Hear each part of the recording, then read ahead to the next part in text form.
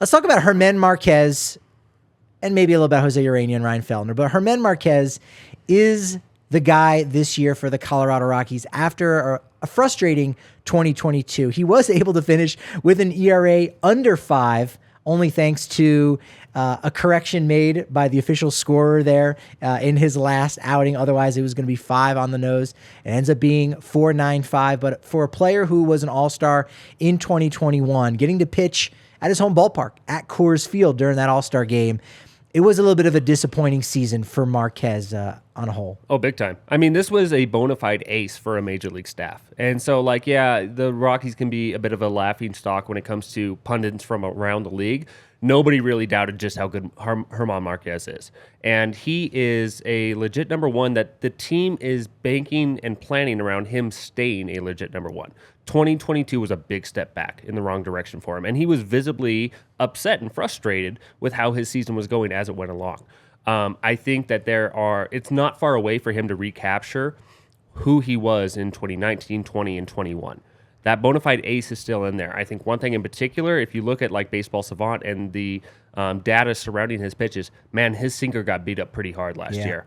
And I think that there's just a small adjustment where he's getting a little bit too far onto the side of that ball that is allowing hitters to really stick on that and be able to barrel it up much more consistently. If it's a small adjustment like that, that's something that you expect somebody of Márquez's caliber to make and kind of get back to the player he was over the past 3 seasons before. A lot of players had a strange offseason last year going into the 2022 season with the lockout and whatnot. Márquez's was maybe a little bit more awkward in some ways, staying here in Denver and doing that thing. But, to your point, his walks were up, strikeouts were down.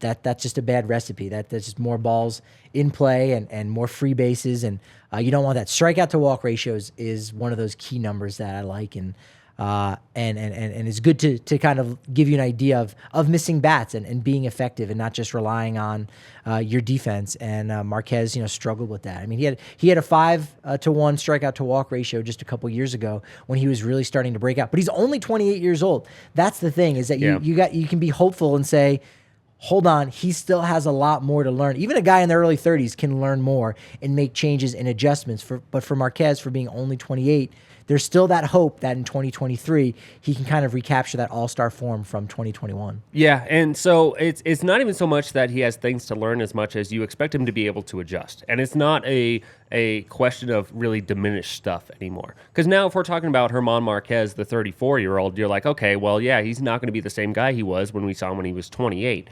This is still a very capable arm and capable talent of being who he was as soon as 2019.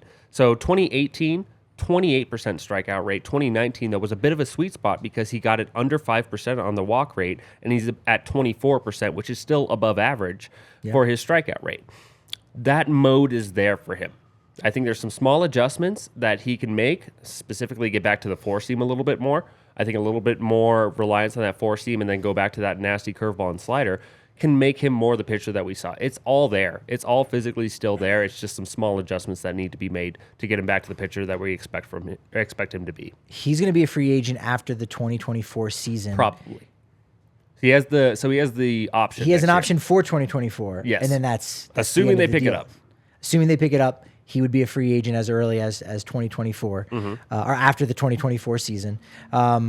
Is this kind of a make or break here? Do the Rockies need to maybe see something out of him to extend him to go further beyond that? Or are they going to just give him a qualifying offer potentially after the 2024 season, let him go? Or are we dealing with maybe a case of Ubaldo Jímenez 2.0? Yeah. And his value maybe continues to dip and then you just kind of offload him at some point. I don't see them doing that where they would offload him. I think they would just kind of let it run its course. But are you concerned that we could have another Ubaldo Jímenez on our hands? I mean, I think the Rockies over the past 2-3 years have made it very clear that he's an untouchable in their eyes. Right. So if it gets to the point where, because it almost feels like it has to be a foregone conclusion that they bring him out there again for 2024. And then from there, yes, I believe that if we're seeing the same pitcher that we saw in 2022 kind of over 23 and part of 24, then yeah, at that point you probably move on from him, and there could be realistically a trade at that point. But if he starts to recapture some of that shine that we saw before, they probably will try to extend him. It depends really also on how much a Jaden Hill, a Gabriel Hughes, some of those arms that are further down the pipeline start developing and pushing for major league spots. Because right now, what's going to be the ace in 2025?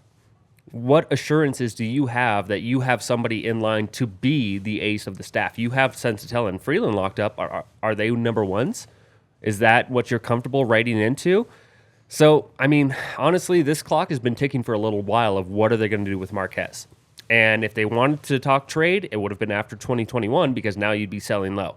Yeah. So now you kind of have to recapture some shine. And if it does start getting better, yeah, maybe extension because, hey, he'll still be 30. You know, he'll still be at a pretty good age to where you feel comfortable bringing him back. But if it's looking like he won't sign, if it's looking like it's not going to happen, yeah, you probably get what you can at that point. Yeah. Any bold predictions for what we'll see out of Marquez this year? Will he kind of recapture that? Will it be, 7, 8 consecutive starts in the summer? A couple no-hitters, perfect games deep into the game, which you're going to see that. Yeah. That's one of the exciting things when Marquez is on the hill. You go, I got to go because it could be that start. It could be a history-making performance, even at Coors Field. But do you think we see him recapture that all-star form? I do. Yeah, I have a lot of good belief on that. And it's a bit of a bummer he wasn't able to pitch for Venezuela because I would have liked to see him do that in a bigger stage and show that he's fully back.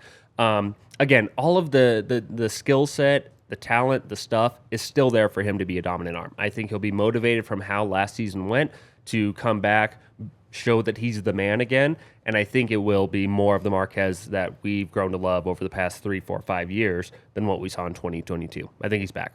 Multiple full perfect games. I'm okay with that. I'm okay with that. Yeah.